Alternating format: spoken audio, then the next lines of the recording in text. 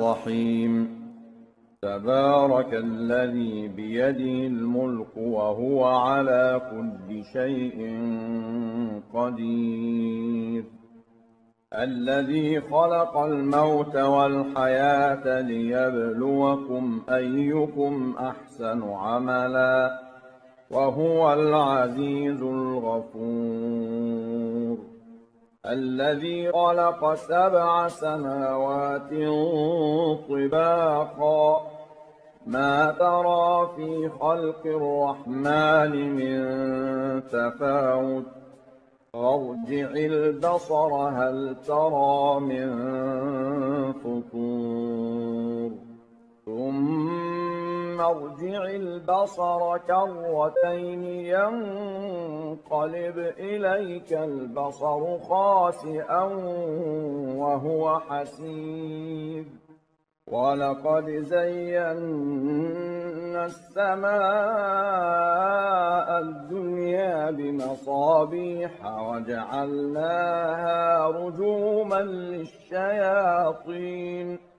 وأعتدنا لهم عذاب السعير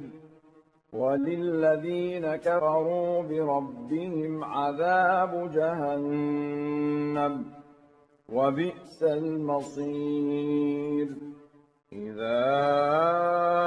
ألقوا فيها سمعوا لها شهيقا وهي تفور تكاد تميز من الغيظ كلما ألقي فيها فوج سألهم خزنتها ألم يأتكم نذير قالوا بلى قد جاءنا نذير فكذبنا وقلنا ما نزل الله من شيء إن أنتم إلا في ضلال كبير وقالوا لو كنا نسمع أو نعقل ما كنا في أصحاب السعير فاعترفوا بذنبهم فسحقا لأصحاب السعير إن الذين يخشون ربهم بالغيب لهم مغفرة وأجر كبير وأسروا قولكم أو اجهروا به إنه عليم بذات الصدور ألا يعلم من خلق وهو اللطيف الخبير هو الذي جعل لكم الأرض ذلولا فامشوا في مناكبها وكلوا من رزقه وإليه النشور أأمنتم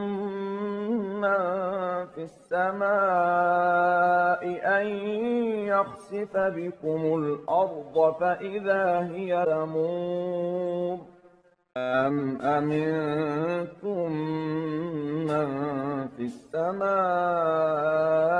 أن يرسل عليكم حاصبا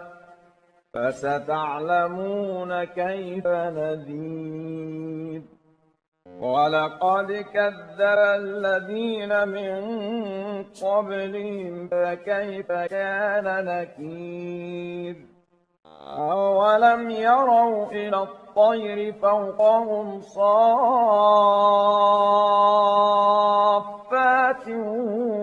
ويقبضن